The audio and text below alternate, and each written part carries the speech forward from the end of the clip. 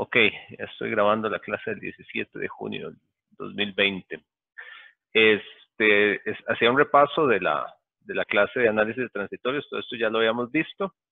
Y básicamente aquí lo que estaba apuntando es que en este punto, aunque habíamos visto que, vimos que la tensión en la carga e infinito se puede expresar en términos de gamma L y gamma G.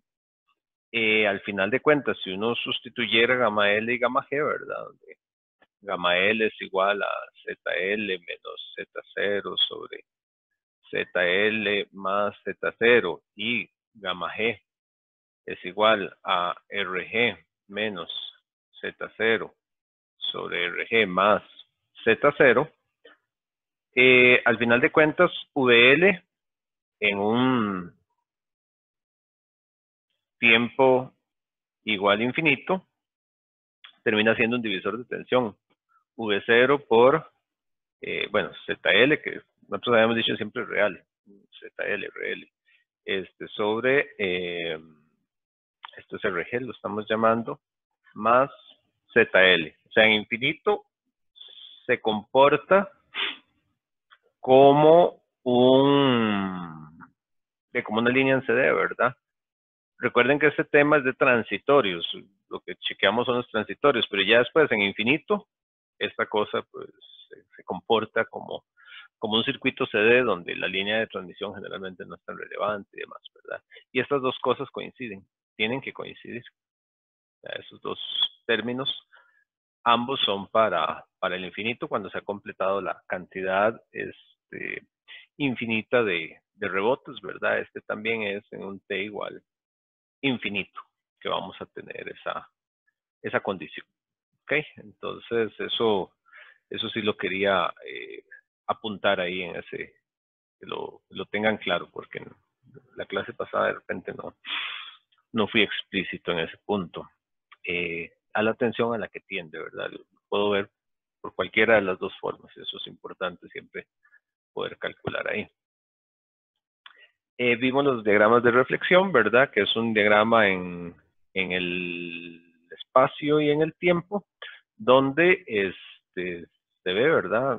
La carga está de este lado, la fuente está aquí, la carga está de este lado y el tiempo lo vemos hacia arriba, ¿verdad? Entonces aquí lo que nos dice es cómo va la onda avanzando en el espacio y en el tiempo, ¿verdad? Entonces, cómo es que ella se va moviendo. Y ahí lo que se sustituye son los valores. Y luego, cómo a partir de eso yo puedo construir, es posible construir la tensión.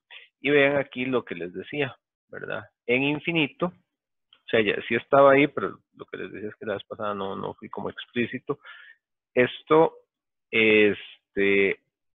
al final de cuentas, ¿a qué va a tender la tensión en la carga? Bueno, la tensión en la carga va a tender a esto. Y en cualquier punto de la línea también, ¿verdad? Porque se ve el asunto. Entonces, esto es un VL en T igual infinito. Ahí se ve el valor, ¿verdad? Que es lo que les puse hace un momento. O sea, a lo largo de toda la línea, bueno, se ve. Me olvida ya la costumbre de estarlo escribiendo de la otra forma. Entonces, tenemos esto. Tenemos esto. Entonces, en un tiempo T igual infinito, la tensión en cualquier punto de la línea, donde ustedes la quieran ver, la tensión, un V de Z, digamos, va a ser igual a V de L en T igual infinito, en cualquier punto, ¿verdad? En cualquier punto, ese va a ser el valor que se va a tener ahí en esa línea, ¿verdad? Entonces, por eso, vean que en esta gráfica en particular, se está hablando de que se grafica la tensión a 3/4 de la línea. ¿Pero a qué valor tiende? Según se los describí hace un momento, ¿verdad? Tiende a este valor, V sub 0 ZL, RG más ZL, ¿verdad? Que es esto, V sub 0 RL. Le puse ZL, sabemos que es real, lo mismo, ¿verdad?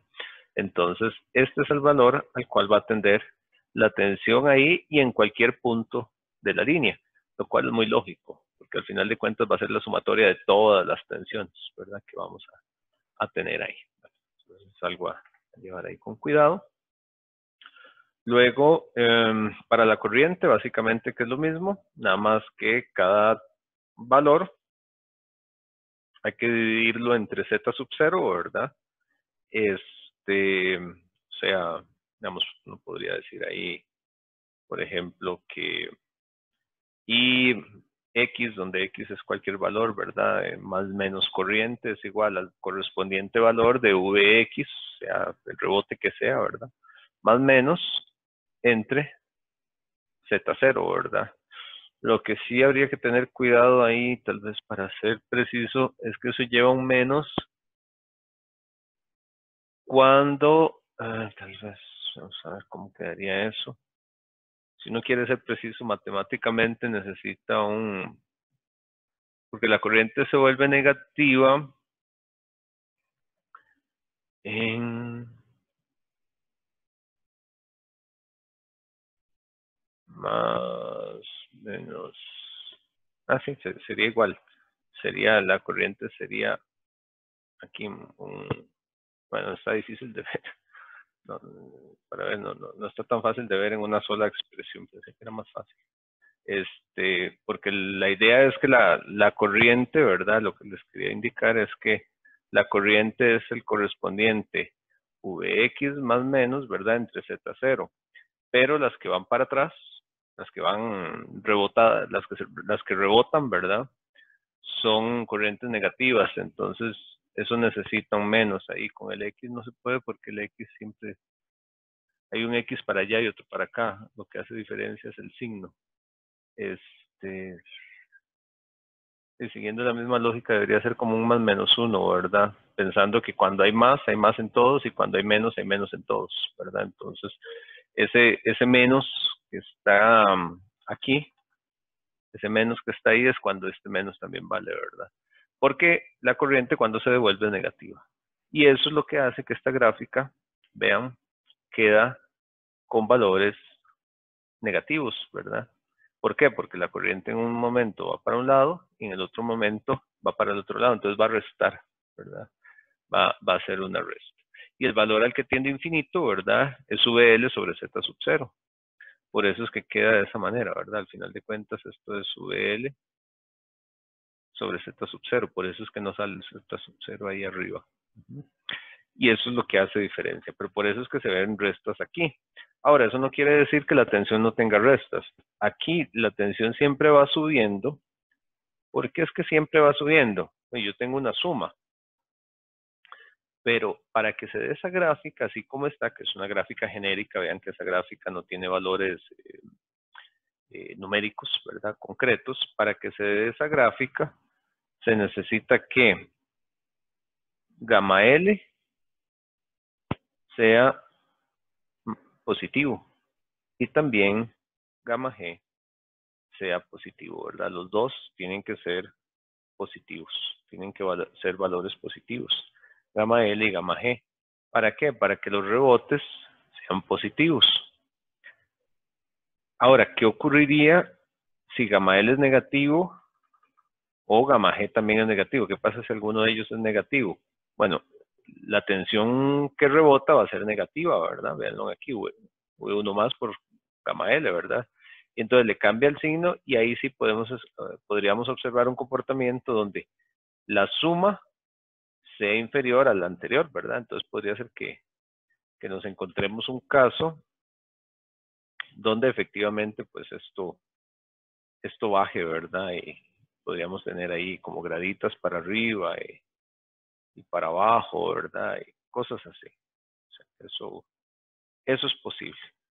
¿De qué va a depender? De los signos de gamma L y gamma G, ¿verdad? Entonces, tengan ahí atención a esos detalles, ¿verdad? Entonces, las gráficas no son siempre, estas no son siempre para arriba o para abajo porque va a pasar lo mismo. Si la tensión reflejada es negativa, entonces la tensión reflejada negativa con el menos de la corriente me va a dar una corriente positiva, ¿verdad? Entonces, me voy a encontrar de repente con que aquí Tal vez en un caso particular la corriente suba, ¿verdad? Y después puede ser que vuelva a subir, no sé. Se van a dar ahí una serie de condiciones pues diferentes para que lo tomen en cuenta a la hora de construir esas gráficas. Ahora, la parte que no terminamos del todo es qué pasa con una línea que está cargada inicialmente.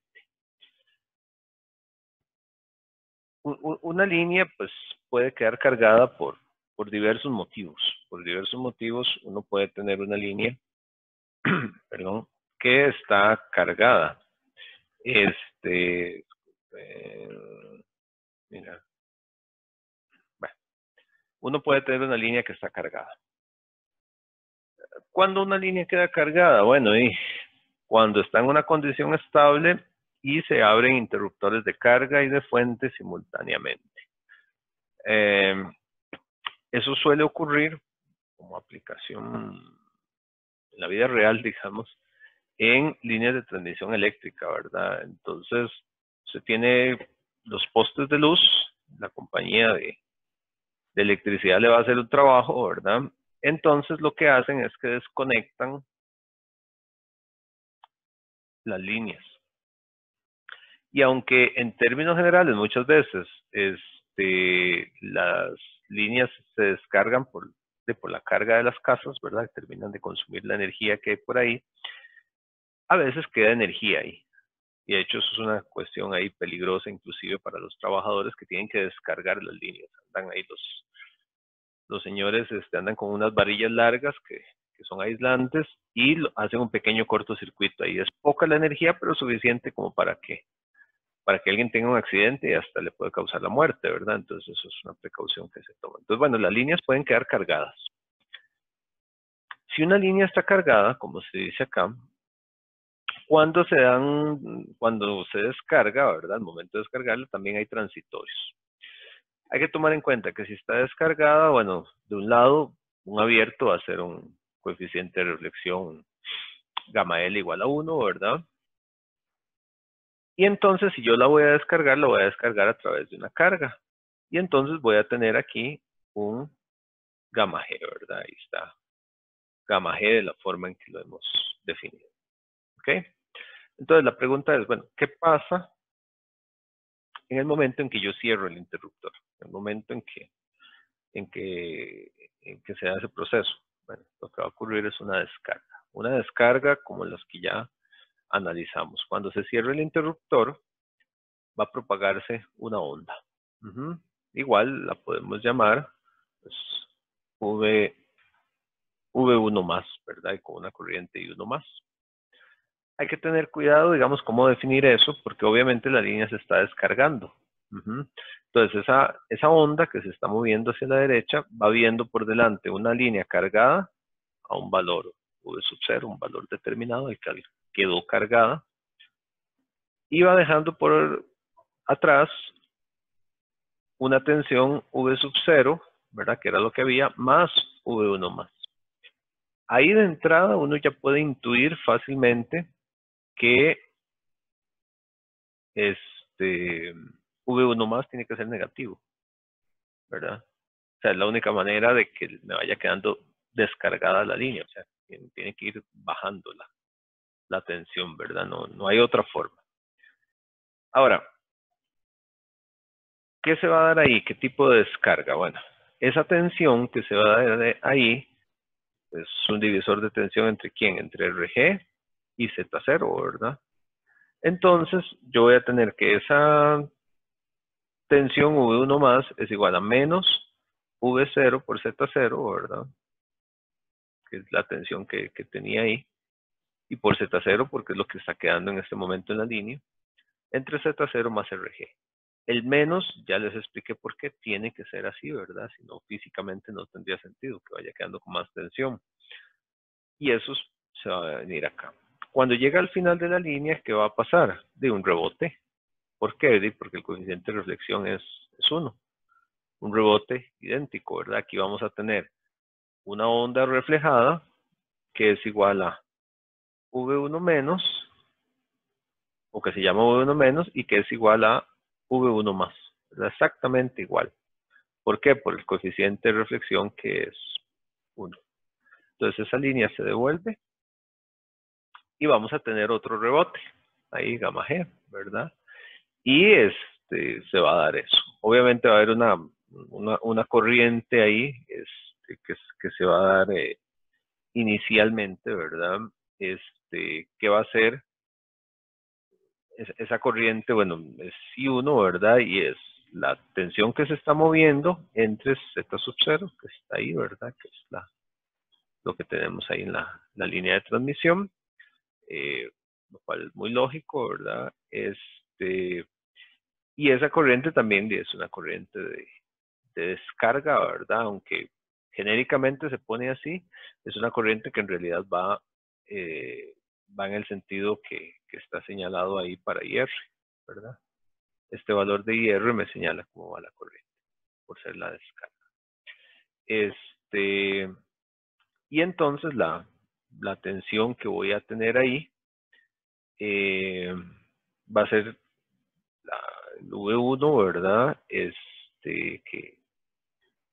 Que se está dando en ese punto sobre Z0, ¿verdad? Que es este valor que está aquí, por RG, ¿verdad? Esa es la corriente que se está dando en ese momento. Y a partir de ahí es un diagrama, digamos, transitorios, exactamente igual, se dibuja exactamente igual. Lo que pasa es que si yo voy a graficar la tensión total de esa corriente, ¿verdad? Si yo voy a graficar eso, ¿a qué valor tiene que tender? Bueno, la corriente o la tensión, en este caso tensión, ¿verdad? Si yo voy a graficar eso, digamos, si yo voy a hacer una gráfica en cualquier punto de la línea de transmisión, entonces aquí en distancia, perdón, en tiempo, aquí un V de donde quieran, ¿verdad? VR si quieren. Al final de cuentas, ¿a dónde va a ir ese gráfico? ¿A dónde tiende? Tiende a 0, ¿verdad? Entonces estamos hablando de que, y yo no sé, puede ser que se vaya descargando siempre, ¿verdad? Probablemente. Entonces va a ir bajando ahí de cada tanto. Lo estoy haciendo ahí muy a mano alzada, ¿verdad? Hasta que eventualmente se haga 0, ¿verdad? Lo cual es muy lógico. Cada cambio, ¿verdad? Se va a dar en espacios, digamos, de 2 tiempos de propagación, ¿verdad? 2 time delay. ¿Por qué? Porque es el tiempo que en cada punto que yo lo vea, pues le toma ese tiempo ir y venir, ¿verdad? Si lo voy a ver de esta manera. Bueno, si lo veo para VR, que es lo que le toma. Si es en otro punto, sí puede ser que varíe un poquito. Pero el detalle, lo que les quería decir aquí es que tiende a 0, porque la línea se va a descargar, ¿verdad? Al final de cuentas se va a descargar, lo cual es lógico que pase. Eso es lo que va a ocurrir. Ahora, hay un caso muy particular que es cuando la línea está acoplada. En el momento en que RG es igual a Z0 y tenemos un acople ahí, pasa algo muy interesante.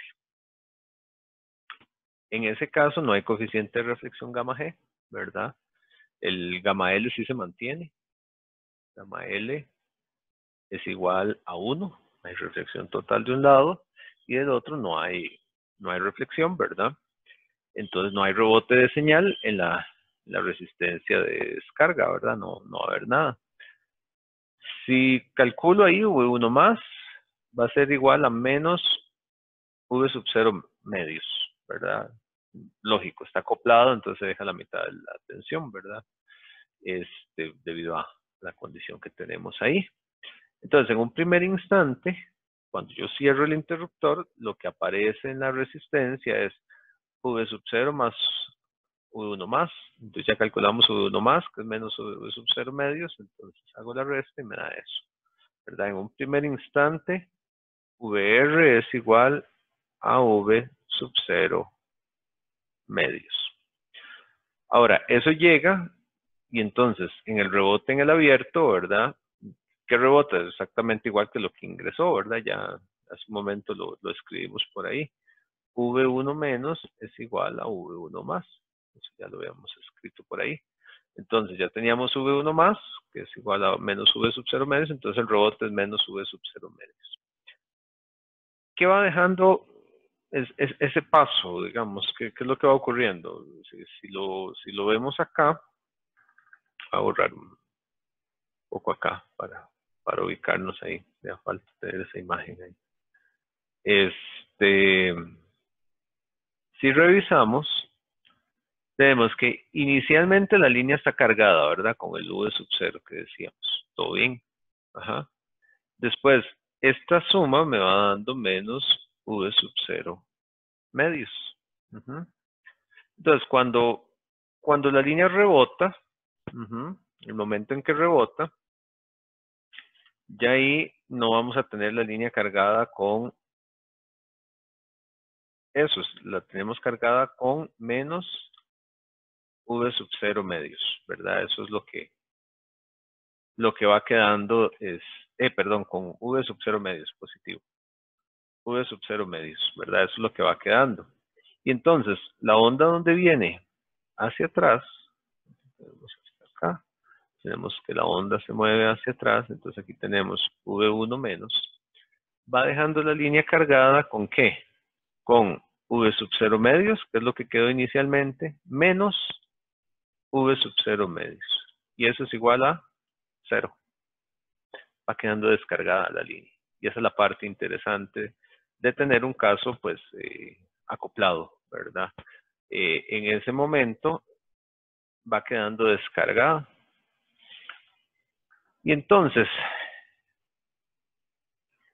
¿qué va a pasar ahí, verdad? De que en la resistencia va a quedar descargada, le va a quedar de 0 voltios.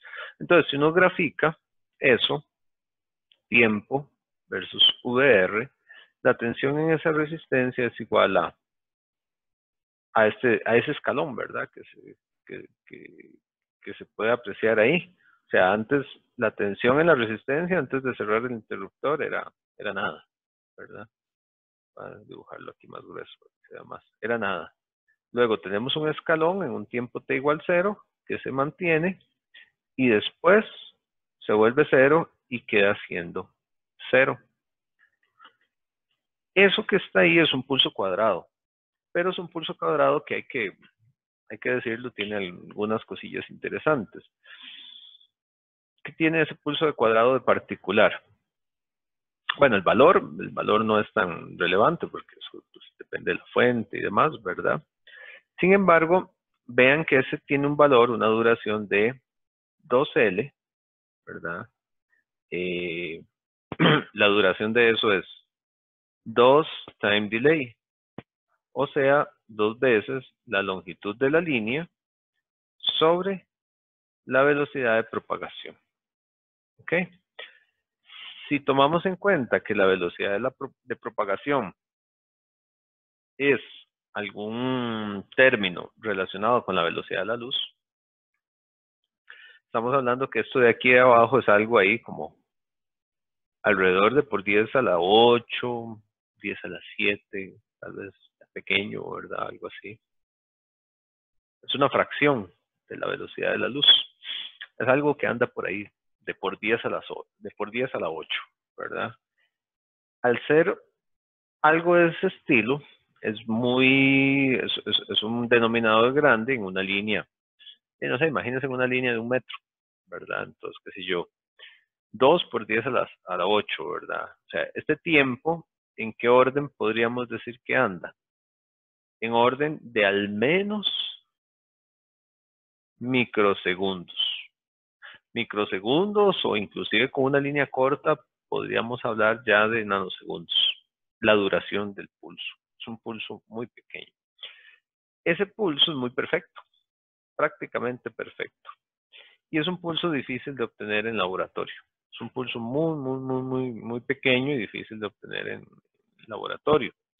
A ver. Entonces, ¿qué es lo que ocurre?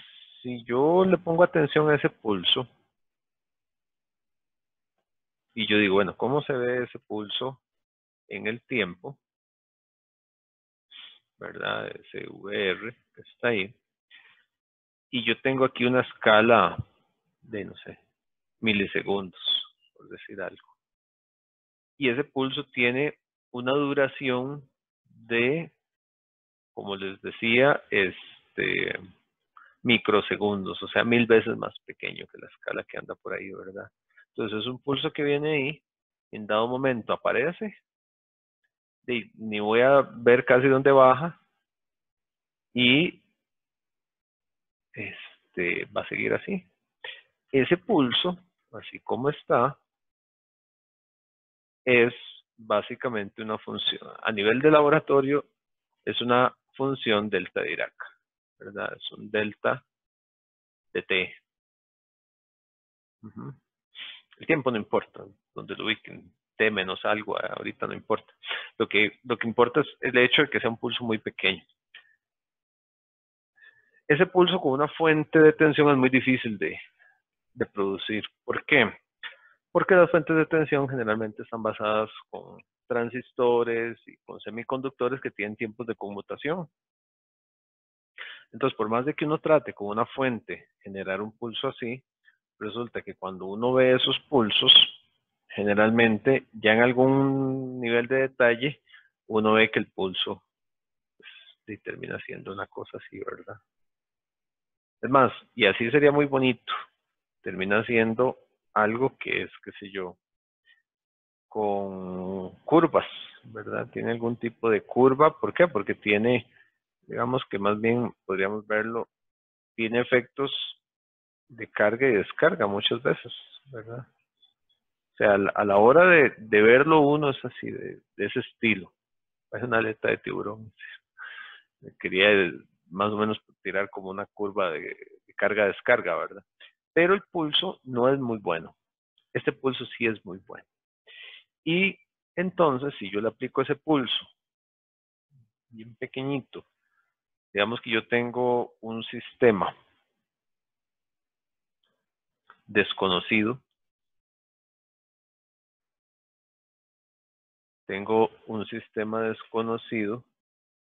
que sabemos que tiene una función de transferencia, ¿verdad? H de t, y entonces de la teoría sabemos que si yo le aplico un x de t igual a una función delta, parece que es una f eso, delta de t, ¿verdad?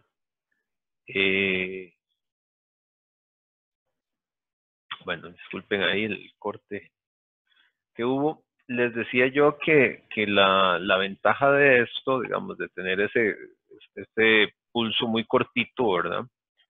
Es que cuando yo tengo un sistema, puede ser que el sistema no lo conozca, ¿verdad? Puede ser una incógnita. Desarrollo un sistema y no lo tengo claro, ¿verdad? ¿Cómo es? Ese sistema que yo tengo ahí, resulta que si yo le aplico, siempre me queda un ganchillo en esa T, parece una F. Si yo le aplico un delta de T a la función esta, ¿verdad? ¿Qué voy a obtener a la salida? Según la teoría. Cuando yo hago esto, lo que voy a tener es una convolución, bueno, una multiplicación una convolución, perdón, en el tiempo, ¿verdad? De delta de t por h de t, ¿verdad? O bien la transformada de delta de t, que es una constante, por el h de omega. Entonces, al final de cuentas, lo que voy a tener aquí, y de t a la salida, es un h de t, o sea, no parece una t, un h de t, ¿verdad? Entonces, según la teoría, ¿verdad? Esto es lo más, de las cosas más aproximadas que podemos hacer a nivel experimental de una función delta Dirac, porque ustedes saben que la definición quiere decir una amplitud infinitamente grande, eso tampoco es cierto, o sea, no es posible, pero se puede hacer algo similar.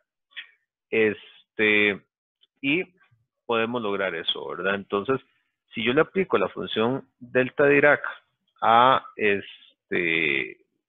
un sistema determinado, la salida va a ser HDT. Y si yo no conozco el sistema, me es muy ventajoso poder conocer HDT, ¿verdad? Para poder confirmar si mis cálculos teóricos estaban bien, o etcétera, etcétera, ¿verdad? Entonces esa es la ventaja de esos pulsillos, que es como un caso muy particular de aplicación que puede tener esto de descarga de una línea cargada, ¿verdad? Entonces eso para que lo tomen en cuenta, por ahí se menciona y por ahí está el caso ese, ¿ok? Y básicamente con eso cerramos el tema de transitorios. ¿Alguna pregunta?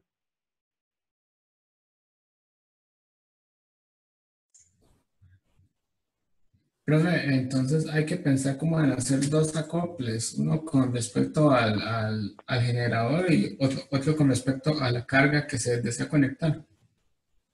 Sí, correcto. Eso es una buena observación, es una buena pregunta.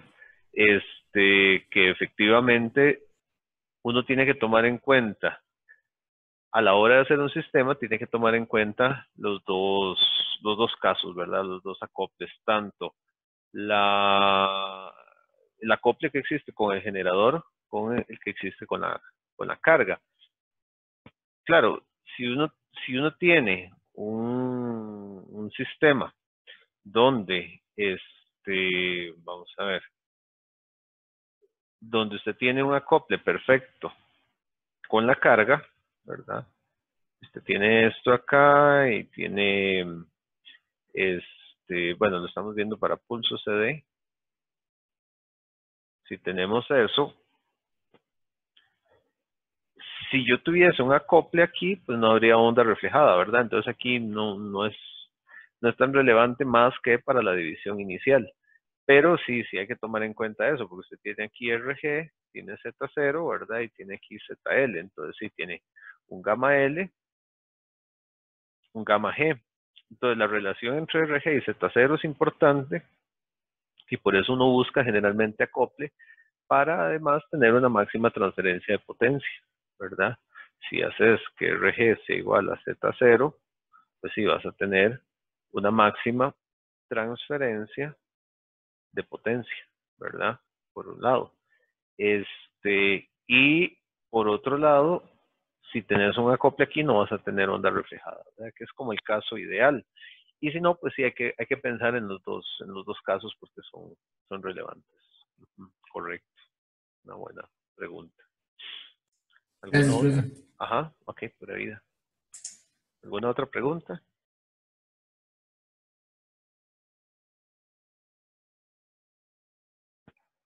Bueno, si no hay, veamos un par de ejemplillos ahí. Siempre se evalúa algo de esto. Típicamente, bueno, es dibujar algún tipo de caso de estos, ¿verdad? Entonces, vean aquí. En este circuito, que es un circuito estándar, ¿verdad? Nada del otro mundo, dice que se maneja una relación de resistencias donde RG es igual a 2Z0, ¿verdad? Entonces, este valor RG que está ahí es igual a 2Z0. Y Z0 es igual a 2RL. Es muy larga esa L. Y entonces se tiene que el tiempo de propagación es L sobre Vp, nada del otro mundo, ¿verdad? Entonces, grafique la tensión total en la resistencia de carga, o sea, aquí, VL, en función del tiempo, o sea, a ver cómo va quedando. Utilice el espacio provisto, ya les muestro el espacio provisto, los valores indicados son para referencia, ¿verdad? En el espacio provisto, y especifique para cada valor de tensión y tiempo la gráfica en función de los valores de referencia. Bueno, un poco lo que había la pregunta ahorita de Fabián. Gamma L, ¿verdad? Con esos valores, así como está, se da en términos de, digamos, siendo así, RL es igual a Z sub 0 medios, ¿verdad? Entonces, y lo podemos ver como, no sé, lo podemos ver como Z sub 0 medios menos Z sub 0, ¿verdad? Sobre Z sub 0 medios más Z sub 0. más z sub 0. Así puedo ver el gamma L, ¿verdad?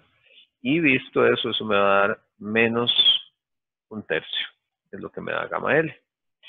En este caso, en gamma G, siempre entonces sería 2z sub 0 menos z sub 0 sobre 2z sub 0 más z sub 0. En ese caso, gamma G me da un tercio positivo. Este caso ya ahí se vuelve interesante porque resulta que uno me da un tercio y el otro me da menos un tercio, ¿verdad? Entonces ahí voy a tener algo interesante que analizar. Entonces, ¿qué es lo que hay que hacer? De ir calculando los diferentes valores que se van a ir dando, ¿verdad? Entonces, uno empieza estableciendo la onda de viaje y bueno, no hay valores numéricos de la fuente, entonces eventualmente lo que tenemos es un VG, ¿verdad? Si vemos aquí los valores de referencia, me dicen, digamos, sabemos que al final de cuentas en un t igual a infinito, eventualmente, pues la línea se carga a VL, ¿verdad? Es el valor ahí que yo voy a tener que se carga. Aquí hay un valor de referencia, V1 más, ¿verdad? Eso es para graficar. Aquí están los valores de un TD, ¿verdad? El otro valor que está ahí en 2 TD, en 3 TD y en 4 TD, ¿verdad? Los valores de referencia. Entonces, bajo ese esquema, donde tenemos, voy a ponerlos por acá, gamma L igual a menos un tercio y gamma G igual un tercio. Entonces hay que ir graficando en términos de V1 más, porque esa es la referencia que me dieron. Entonces, yo sé que inicialmente, recuerden que lo que me pidieron es el valor en la carga, ¿verdad? O VL. Entonces, yo sé que inicialmente en un tiempo de propagación, ¿verdad? Esto se da en t igual a 0, la onda se propaga, entonces le toma un TD, ¿verdad? Es el tiempo que está ahí, llegar a la carga. ¿Qué le toma a TD? Llegar a V1. Ok, les mencionaba que en este ejemplo tenemos esos coeficientes de reflexión, ¿verdad? Menos un tercio y un tercio. Y entonces, para lo que es la tensión en la carga, le toma todo un tiempo de propagación, llega a pasar desde el inicio de la línea hasta el final. Y en ese momento aparece, y eso es importante, aparecen dos tensiones. Y esta parte es importante porque es algo que no se suele ver. Cuando llega una de las ondas, aquí, ¿verdad? Llega V1 más, e inmediatamente aparece V1 menos, ¿verdad? Entonces, después de ese tiempo de propagación, ¿qué aparece ahí? Aparece la tensión V1 más, digamos, en ese momento, digamos, pongámoslo así, VL en T igual TD, ¿verdad? Entonces, ¿qué aparece en VL igual TD? V1 más V1 menos. Justo en ese instante aparece la sumatoria de las dos ondas, ¿verdad? En un tiempo de propagación y así va a ser siempre, perdón. Por ejemplo,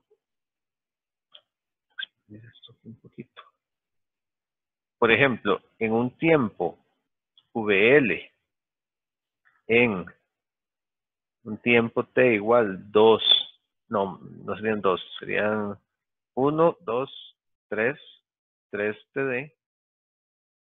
¿Qué va a aparecer ahí? Va a aparecer V1 más V1 menos que ya se tenía, más V2 más V2 menos, ¿verdad? Siempre van a aparecer en pares ahí. Donde llega uno aparece, pero inmediatamente está el otro.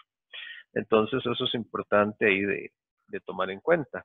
Entonces cuando yo voy a hacer los cálculos de eso, Bueno, yo sé que en un tiempo de propagación aparece aquí, ¿verdad? Va a aparecer TD. Todo bien, ¿verdad? Pero no va a subir a V1 más, va a subir a un valor de V1 más V1 menos, ¿verdad? Entonces, ¿qué es lo que hay que calcular ahí?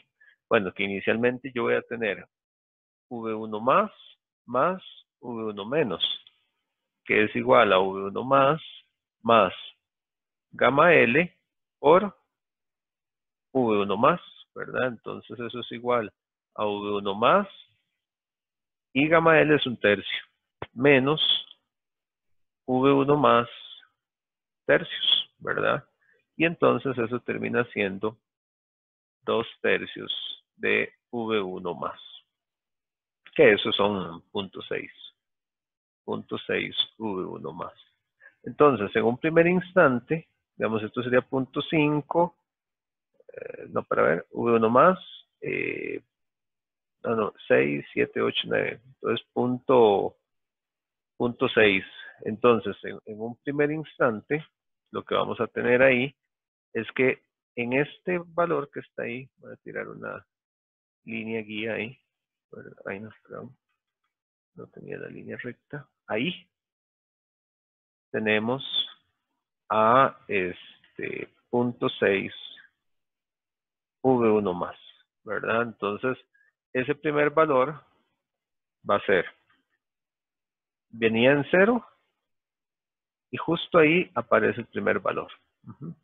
¿Cuánto va a estar presente? Y va a estar presente hasta V3 más, ¿verdad? Por lo que les decía hace un momento. Entonces, ese valor ahí inicial es de 0.6 V1 más. Después, ¿qué valor va a aparecer? Bueno, va a ser lo que ya teníamos, ¿verdad? 0.6 V1 más V2 más V2 menos, ¿verdad? Y hay que calcular esos valores. Entonces, ahí eso es 0.6 V1 más V2 menos, ¿quién es? V2 menos es V1 menos por gamma G, ¿verdad? Y a su vez, V2 menos es V2 más por gamma L. Y a partir de ahí hay que ir sustituyendo. Ya teníamos que V1 menos era igual a V1 más tercios, ¿verdad? Y hay que seguir ahí para atrás, digamos, en ese caso. Ahí lo que vamos a obtener finalmente en ese valor es, ya les digo, el valor que vamos a tener ahí. Eso después ustedes lo corroboran. Termina siendo 16 sobre 27 V1 más, que es igual a 0.592 V1 más. Un poquito más bajo, ¿verdad? Entonces, bueno, y ese valor ahí es un poco, pues, difícil de ubicar, ¿verdad? Queda ahí, lo hace uno indicado.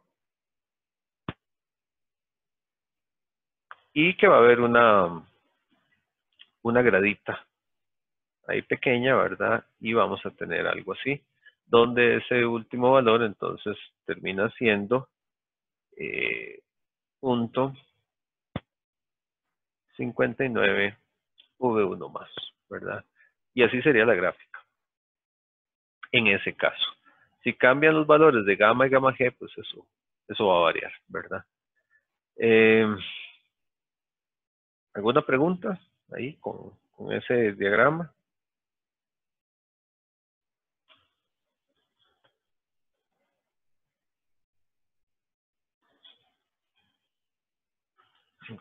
Creo que eso es bastante sencillo. Bueno, lo que quería hacerles ver era eso, ¿verdad? Que cuando llega la carga aparecen los dos, que eso es como lo principal. En este otro ejemplo, dice, el interruptor mostrado, ¿verdad? Se cierra en Z igual 0 complete los diagramas de rebotes de tensión y corriente en los diagramas provistos, asuman una línea de transmisión sin pérdidas. Esto es hacer los diagramas de rebotes, ¿verdad? Entonces, ahí estaban, se les daba eso y nada más que los completaran. Era una pregunta corta en realidad. Generalmente no hay como problemas muy extensos de esto en desarrollo. De igual manera que calcular gamma L, ¿verdad? Entonces gamma L son 0.5 Z sub 0, ¿verdad? Menos Z sub 0 sobre 0.5 Z sub 0 más Z sub 0. Ya eso de entrada me deja ver, curiosamente aquí también gamma L es igual a menos 1/3. Sin querer queriendo, elegí dos que tenían el mismo valor ahí. Y aquí va a pasar lo mismo también. Eso fue sin querer ahí. Gamma G es igual a 1/3. ¿Sabes? Porque en el otro problema, en el anterior, habían varias versiones con diferentes valores de gamma L y gamma G. Y no revisé eso, la verdad. Y no, aquí es simplemente ir calculando, eso sí, aquí sí ya hay un valor, ¿verdad? Entonces, inicialmente, V1 más, que va a ser igual a V sub 0 por Z sub 0 sobre RG más Z sub 0, ¿verdad? Entonces son 27 por Z sub 0 sobre RG, que son 2, que es igual a 2 Z sub 0 más Z sub 0, ¿verdad? Entonces, ese primer caso, bueno, se van los Z sub 0, ¿verdad? Y me quedan 27 sobre 3, ¿verdad? Son 27 sobre 3, que es igual a 9. Entonces, 9 voltios, primer valor. Y después, pues, ir completando, ¿verdad? Entonces, V1 menos, ¿qué es? Es 27 por menos 1/3, ¿verdad? Entonces van a ser, en ese caso, no, perdón, no son 27, 9. V1 menos es igual a V1 más por gamma L, ¿verdad? Entonces son 9 por menos 1/3, ¿verdad? Entonces eso me va a dar menos 3. Entonces ya ahí tengo el valor. Y ahí es cuestión de seguir calculando y luego las corrientes. Y uno más, que va a ser igual? Va a ser igual a 9 sobre Z sub 0. Como no se da el valor de Z sub 0, de ahí queda así, ¿verdad? Aquí, y uno menos, entonces lo que sí hay que tener cuidado es que lleva un menos, ¿verdad? Entonces es menos menos 3 sobre Z sub 0. O sea, es 3 sobre Z sub 0. Eso es lo que queda ahí. Aquí el detallillo a tomar en cuenta es ese menos que hay que adicionar.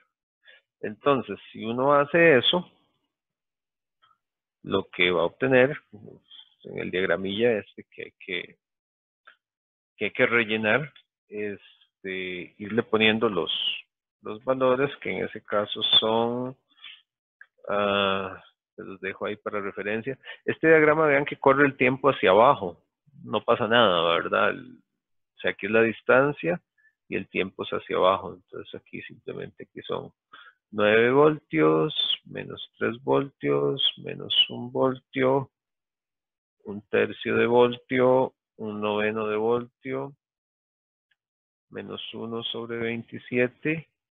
Y luego aquí son 9 Z sub 0 amperes, 3 Z sub 0 amperes, menos 1 sobre Z sub 0 amperes, menos 1 sobre 3 Z sub 0 amperes, 1 sobre 9 Z sub 0 amperes y 1 sobre 27 Z sub 0 amperes. Es lo que finalmente tenemos ahí en ese en ese caso. Es bastante sencillo en ese problemilla. ¿Alguna pregunta?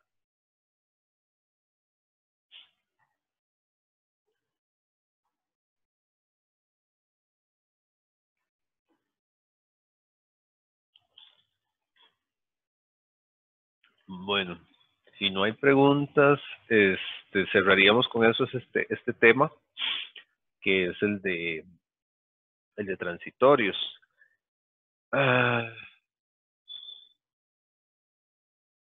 Tenemos que iniciar el de acoples, porque si no nos va a agarrar muy tarde. El de acoples, por lo menos esta primera parte. Disculpen que, bueno, y se fue la luz, ahí tuvieron un descansito. Pero quiero seguir con eso porque no quiero atrasarme más, ¿verdad? Ya nos quedan menos de media hora de clase y si quisiera pues, ver esta parte, por lo menos la introducción de acoples de líneas de transmisión,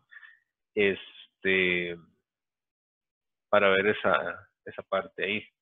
Entonces, para iniciar con el tema esta primera parte, el tema, bueno, se llama acoples, ¿verdad? Es como el tema genérico, ¿verdad? Líneas de transmisión, pero termina siendo una introducción a lo que es carta de Smith. Entonces, ahorita vamos a ver por qué. Acoples. Bueno, ¿qué es un acople? Bueno, el acople es la unión entre dos medios, ¿verdad?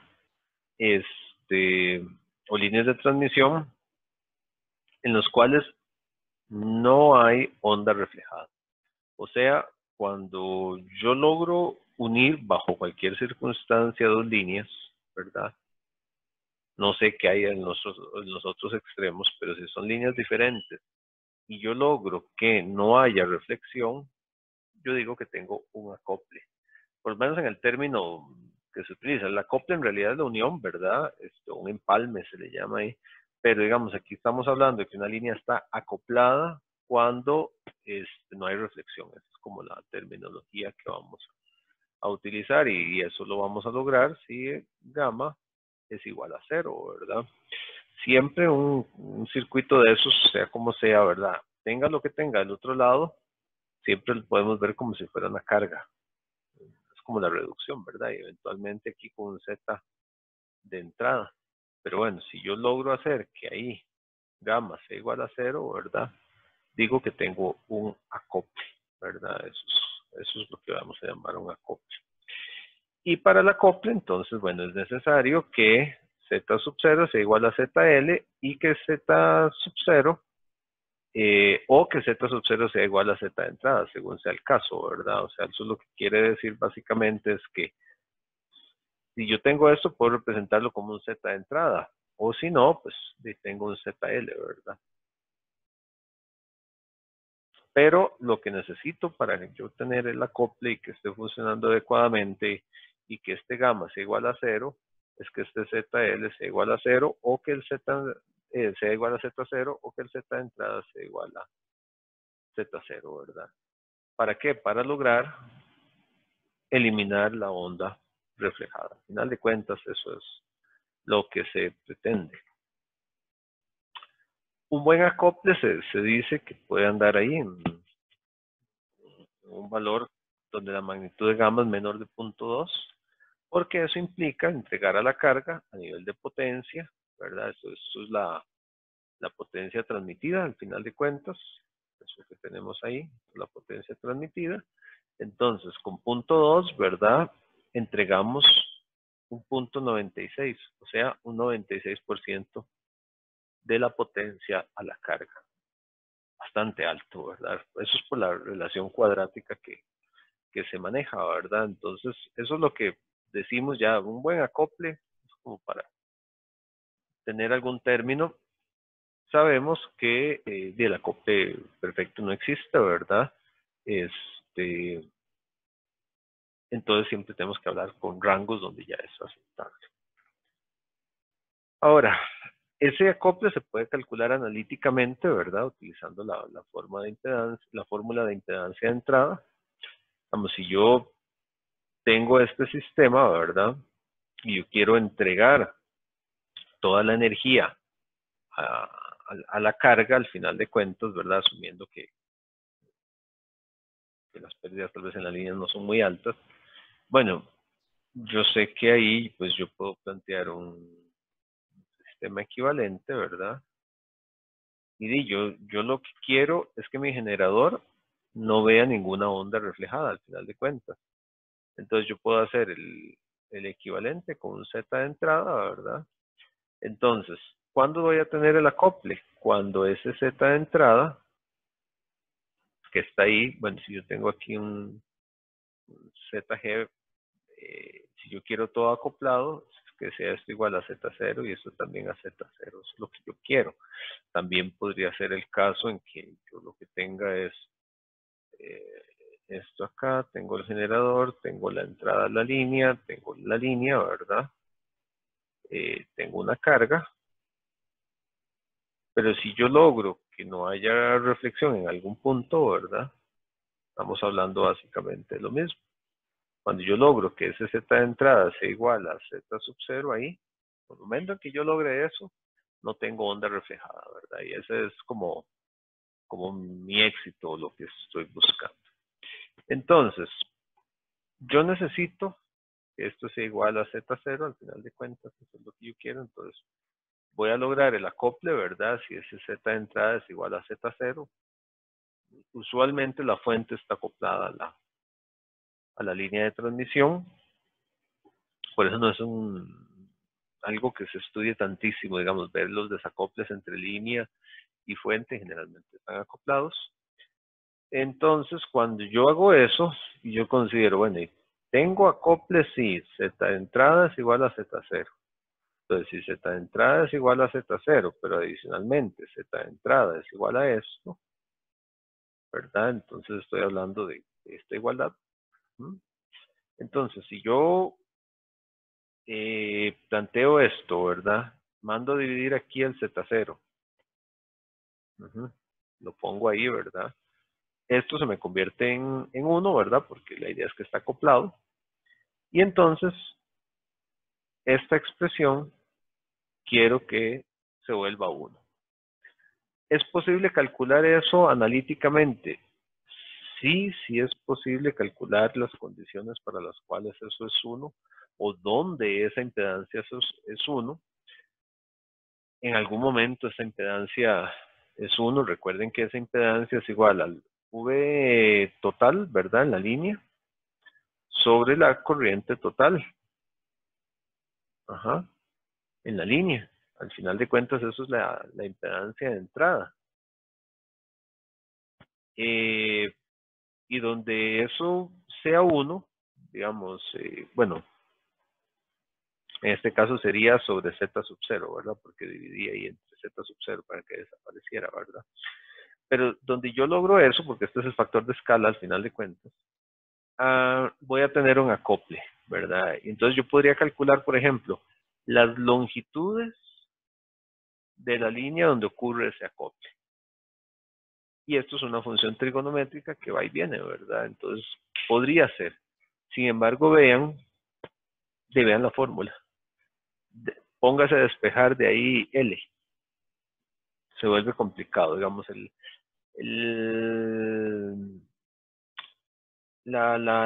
método de estudio analítico, esto es complicado, se complica bastante poder determinar analíticamente cuándo,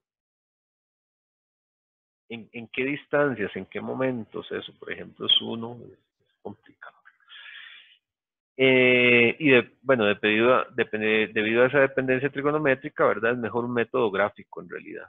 ¿Por qué? Porque esta impedancia cambia según la trigonometría que yo tenga ahí, ¿verdad? La impedancia de entrada va a ir cambiando a lo largo de la línea. De hecho, eso hubiese estado bonito preguntarlo en la tarea. Se me ocurrió muy tarde. Graficar Z de entrada. Ya que ahí tienen todos los valores, no importa. Bueno, entonces, lo más popular ahí es carta de Smith. Fue desarrollada en 1939 por este señor, Philip H. Smith, trabajando en los laboratorios Bell Telephone. porque precisamente, digamos, lo que se buscaba era hacer acoples, porque los acoples nuevamente sirven para hacer entregas de energía. Y si yo conecto dos líneas en cualquier punto, donde sea, puedo tener problemas. Voy a tener problemas y de repente no voy a tener acoples, voy a tener pérdidas de energía y eso significa a nivel de cuestiones telefónicas que no se va a transmitir toda la llamada, ¿verdad? O hay puntos donde sí, hay puntos donde no. Entonces había un problema real ahí que resolver. Y eso, imagínense en lo que era en 1939 estar trabajando con estas ecuaciones. En 1939 estar trabajando y calculando impedancias de entrada y estar despejando ese tipo de cosas. Si hoy en día da pereza, con calculadoras modernas y demás, en ese entonces era terrible, ¿verdad? Entonces, se desarrolla un método gráfico que sea mucho más fácil, ¿verdad? Parte del hecho de querer encontrar impedancias de entrada, digamos, por ahí está la motivación. Y, bueno, debido a la complejidad, ¿verdad? El cálculo numérico mediante fórmulas se plantea un método gráfico. Entonces, tenemos la línea, ¿verdad? Queremos hacer el cálculo, pero vamos a trabajar sin pérdidas. Por lo tanto, la fórmula se hace un poquito más sencilla. De hecho, casi siempre se ve sin pérdidas y funciona bastante bien el asunto.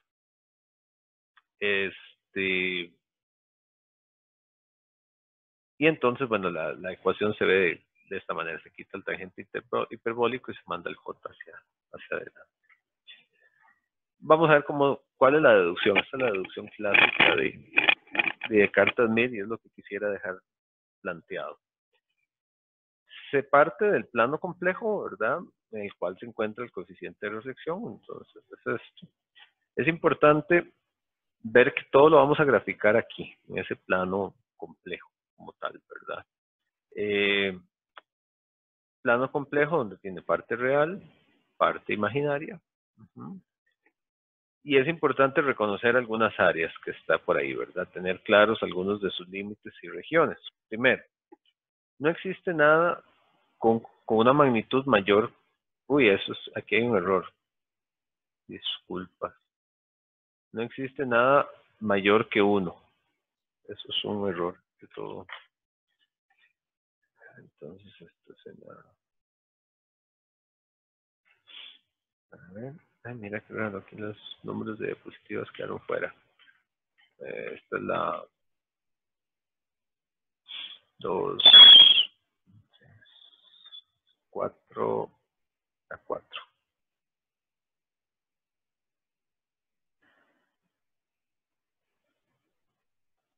Disculpen ahí el errorcillo. Entonces, no existe nada, no existe ninguna región algo mayor que aquí, ¿verdad? Fuera de ese círculo, bueno, matemáticamente sí podría existir algo de repente, pero no corresponde a nada real, ¿verdad? Sabemos que gamma es igual a ZL menos Z sub 0 sobre ZL más Z sub 0. La única manera de que la magnitud de gamma me dé mayor que 1 es teniendo, por ejemplo, un ZL negativo o un Z0 negativo. Matemáticamente se puede, pero no en la vida real, ¿verdad? No hay impedancias, no hay resistencias negativas. Por lo tanto, a nivel real, no existe nada aquí afuera. Eso quiere decir automáticamente que vamos a trabajar en esta región, ¿verdad? Es en esta región donde vamos a hacer todo. Aquí en esta región es donde vamos a hacer todo el trabajo, ¿verdad? Entonces eso es importante de definir ahí inicialmente, ¿ok? Ahora, este es el plano complejo. La otra cosa, aquí, ¿cuánto es la magnitud ahí en el origen? La magnitud en el origen es 0. Entonces, el centro del diagrama implica un acople perfecto, ¿verdad? ¿Por qué? Porque ahí la magnitud de gamma, bueno, no hace falta, gamma es 0, ¿verdad? Y yo podría hablar de que las cercanías de ese punto son buenos acoples. ¿Hasta dónde? Bueno, depende de mi necesidad, ¿verdad? Pero hay una región por ahí donde la magnitud de gamma es pequeña, ¿verdad? Entonces yo podría decir, bueno, ahí en las cercanías del origen tengo muy buenos acoples, ¿verdad? Y por el contrario, ¿verdad? Si lo pongo en esos términos, ¿qué significa estar cerca del espacio final del diagrama? De malos acoples, ¿verdad? Mucha reflexión, ¿verdad? Entonces, físicamente eso es importante, ¿verdad? Hacia esos puntos, ¿verdad? Hay una gran reflexión de energía, ¿verdad? Y hacia acá hay una baja reflexión.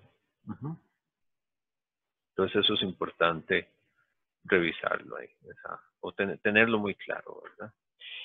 Y además, bueno, al no considerar pérdidas, ya habíamos visto este diagrama, el coeficiente de reflexión a lo largo de la línea consiste en círculos del mismo radio, ¿verdad? Si eventualmente yo digo, voy a trabajar con este coeficiente de reflexión, bueno, la magnitud a lo largo de la línea va a ser un círculo, ¿verdad? Un círculo bien hecho, ¿no? Va a ser un círculo siempre, ¿verdad? Como no consideramos pérdidas, ¿verdad? Si consideráramos pérdidas, esto que va a hacer era borrar eso, porque es horrible. Si consideráramos pérdidas, pues sí, ¿verdad? Va a ser una espiral, como habíamos visto, pero al no considerarlas de esa manera. Y entonces partimos ahí de la relación básica del que el coeficiente de reflexión es ZL menos Z0 sobre ZL más Z0, ¿verdad? Ese es el punto de partida. Entonces, vamos a definir, y esta parte es importante, lo que llamamos una impedancia normalizada. A nivel de cálculos a mano, yo suelo escribir Z sub n. La n indica normalizado. ¿Qué es normalizado? Tome la impedancia y divídela entre Z sub 0. Todo se hace referenciado a Z sub 0. La importancia de eso se ve un poco aquí, ¿verdad? Vean que esa impedancia, cuando yo divido aquí, ¿verdad? Entre Z sub 0, agarro eso y lo envío ahí, ¿verdad? Entonces ya veo que la impedancia eventualmente tiene un valor de 1 ahí, que es el valor que me interesa. Ahí queda normalizado. Entonces, vamos a definirlo y lo vamos a trabajar así. Entonces, usualmente decimos Zn, ¿verdad? Bueno, para ser más claros, por ejemplo, ZL, tenemos ZL o tenemos ZL normalizado, que es igual a ZL sobre Zn. Tal vez hay importantes, incluso mencionarlo de esa manera, y esto no era Zn, esto era Z0, perdón. Entonces, por ejemplo, también podemos tener una impedancia de entrada, y entonces yo puedo calcular la impedancia de entrada normalizada, que sería la impedancia de entrada sobre Z0. Y puedo tener otro valor ahí, cualquiera, ¿verdad? Puedo tener un ZA, y entonces puedo querer calcular el ZA normalizado, que sería ZA sobre Z sub 0. Siempre normalizamos respecto a Z0, siempre. Es la manera en que lo vamos a trabajar. Sin embargo, bueno, lo que es el hate, cada libro tiene diferente. Esto lo estoy tomando más que todo el hate, ahí está en la bibliografía, ¿verdad? El hate utiliza para normalizado esa Z que es ahí como cursiva, esa zetilla ahí cursiva. Entonces, me robé las ecuaciones para esta parte del hate, entonces van a ver ese ZL ahí, pero para la hora de escribir, porque es más difícil diferenciar solo un estilo, ¿verdad? A mano, yo prefiero usar el subíndice N. A veces se hacen muchos subíndices, pero queda más claro. Entonces, el coeficiente de reflexión, yo lo puedo escribir de esta manera, perdón, en términos, vean que estos son los normalizados, porque el coeficiente de reflexión, gamma es igual a ZL sobre Z0 sobre ZL más Z0, ¿verdad? Si yo normalizo, entonces voy a tener ZL sobre Z0 menos Z0 sobre Z0 y del otro lado, pues lo mismo, ¿verdad? Nada más que con el más. Entonces, obviamente, esto se vuelve 1, esto se vuelve 1 y esto se vuelve ZL normalizado y esto también se vuelve ZL normalizado, ¿verdad? Entonces la fórmula termina siendo ZL normalizado menos 1 sobre ZL normalizado más 1, que es precisamente esta ecuación, que la llamamos la ecuación 1. Entonces escribimos ahí el coeficiente de reflexión en términos de valores normalizados. De ahí es posible despejar el valor normalizado, ¿verdad? ZL normalizado, 1 más gamma, 1 menos gamma, ecuación 2, nada del otro mundo, ahí ecuación 1, ecuación 2, todo bien. Ahora, la impedancia normalizada generalmente es compleja, ¿verdad? Entonces, cuando yo normalizo, hago Z0 sobre ZL sobre Z0. Y entonces, generalmente ya tiene una parte real y una parte imaginaria sobre Z0. A eso le vamos a llamar R, ¿verdad? Ese R minúscula que está ahí va a ser igual a la parte real, ¿verdad? Sobre Z0. O sea, la parte real de ZL sobre Z0, ¿verdad? Mientras que JX, más bien, va a ser igual a XL sobre Z0, o bien la parte imaginaria de ZL sobre Z0. Eso es lo que vamos a tener ahí.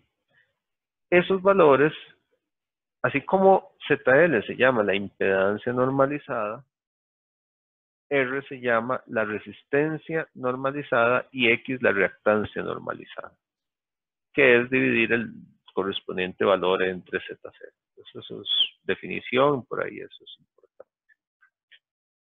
Ahora, si sustituyo yo esta ecuación 3, si sustituyo a 3 en 1, ¿verdad? Entonces yo voy a tener gamma, que es igual a ZL menos Z menos 1 entre ZL más 1, ¿verdad? Entonces sustituyo ese ZL, entonces me va a quedar R más JX menos 1, R más JX más 1. Agrupo ahí los valores, entonces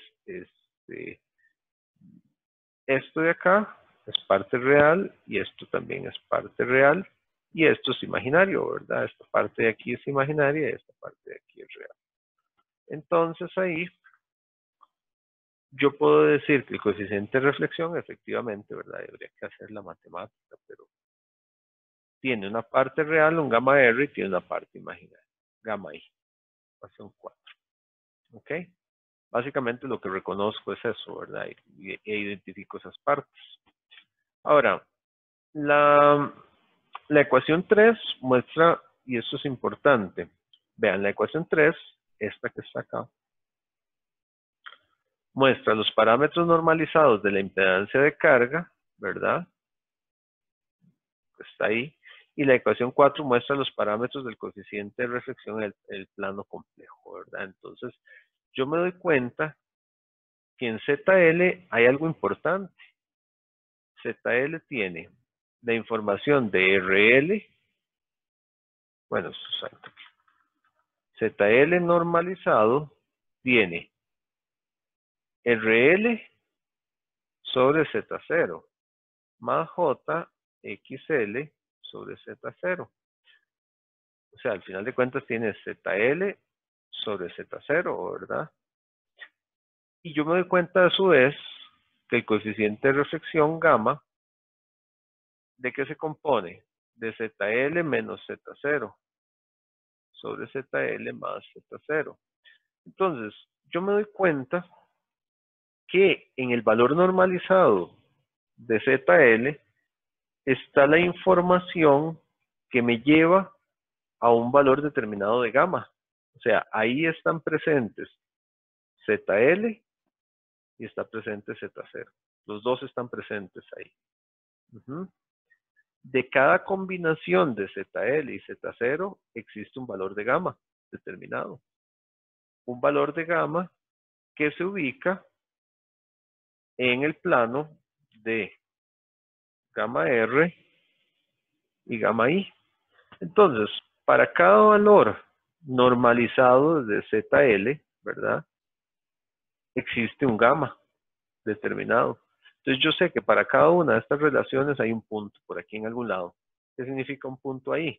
Bueno, un punto ahí significa una magnitud así y un ángulo así, ¿verdad? Entonces eso es muy importante de notar. Por eso las ecuaciones 3 y 4 son importantes. Y entonces la relación gráfica entre ellos que existe es fundamental, ¿verdad? ZL, lo que les decía, contiene la relación ZL y Z0. ZL normalizado, ¿verdad? Esto es ZL normalizado. Contiene la relación ZL y Z0, que a su vez definen a gamma, que a su vez definen un punto, o sea, un lugar, un punto, aquí, en algún lado. Para cada punto que yo encuentre aquí, existe una relación entre ZL y Z0, ¿verdad? Cualquier punto que está ahí define un valor distinto de ZL y Z0. Entonces eso es relevante ahí, para que lo tomen en cuenta, para que lo vayan visualizando.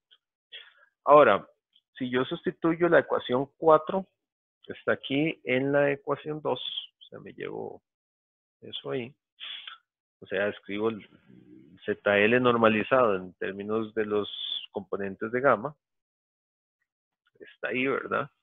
Entonces, 1 más gamma R más J gamma I, 1 menos gamma R menos J gamma I, ¿verdad? Y sabiendo que esto es R más JX, porque ese es el valor normalizado, pues bueno, tengo, ay, me faltaba eso, tiene que estar junto. Tengo esa relación, ¿verdad?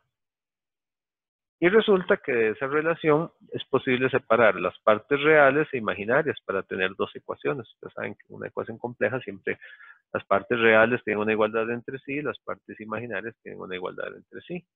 Entonces, al final de cuentas tengo R aquí, ¿verdad? Bueno, la parte real, ¿verdad? Las partes reales, vean que eso tiene a R y eso va a ser igual a eso, ¿verdad? Hay que separar ahí las partes, hay que hacer un juego algebraico. Aquí las partes imaginarias me quedan así y me quedan esas dos ecuaciones. Esas ecuaciones, si se trabajan un poco, ahí es un poco el trabajo que hay que hacer algebraico, se pueden escribir de estas dos maneras. Esta de acá, que es de la parte real, se puede escribir así. Y esta de la parte imaginaria. Yo los puedo escribir así. ¿Qué es lo interesante de eso? Que se acomodaron, obviamente, y hay mucho trabajo ahí atrás, para que se parezcan ecuaciones de círculo. La ecuación del círculo, recuerden, es x menos x sub 0 sobre y menos y sub 0, ¿verdad? Bueno, esos argumentos al cuadrado igual a r cuadrado, donde eso lo que me quería o lo que me quiere decir es que eso es un círculo, ¿verdad? Eventualmente. Lástima que este programita no tiene círculos, debería buscarme uno que sí tenga. Para este tema me vendría muy bien. Bueno, no precisamente ahí. Un círculo eventualmente, que es acá, ¿verdad? Entonces el centro del círculo, ¿verdad? Está en x sub 0, y sub 0, y tiene un radio r, ¿verdad? Eso es la ecuación del círculo. Bueno, esto se acomodó de esta manera. Para que me queden círculos, esto está, vean, en el eje de x y y. ¿Esto en qué plano está? En los ejes de gamma r y gamma i. Gamma r y gamma i. ¿Para qué? Para que me quede en el plano complejo gamma r, gamma i. Esa es la intención de hacerlo de esa manera. Entonces, una vez que tengo eso, es cuestión de graficar, ¿verdad? Se hacen los gráficos de los círculos en el plano complejo de gamma, ¿verdad? Y hay que trabajar con dos. Con esta ecuación, son una familia de círculos, por así decirlo, y esta otra que es otra familia de círculos. Sin embargo, y por los cortes eléctricos que tuvimos ya no dio tiempo hoy. No faltaba mucho, pero no quiero verlo en carrera porque esta deducción que sigue es bien relevante para entender realmente cómo es la carta de Smith. Entonces, ya se nos fue el tiempo. Entonces, por hoy dejémoslo acá. El viernes termino esta parte y continúo con lo que es carta de Smith. Hoy quería definirla por completo, pero ahí no hubo chance. Perdimos como 10 minutos en cada corte. Entonces, ahí mis disculpas, pero bueno, ahí recuperaremos el tiempo. Entonces, bueno, ahí sería por hoy. Cerramos acá la clase de hoy y nos estaríamos viendo pues el próximo viernes. Entonces, y cualquier duda que tengan, bueno, ahí me están escribiendo, ahí les voy contestando de la tarea también. Que estén muy bien, muchísimas gracias por estar por acá. Gracias, profe. Buen día. Bueno, que estén muy bien. Muchas gracias, profe. Hasta luego.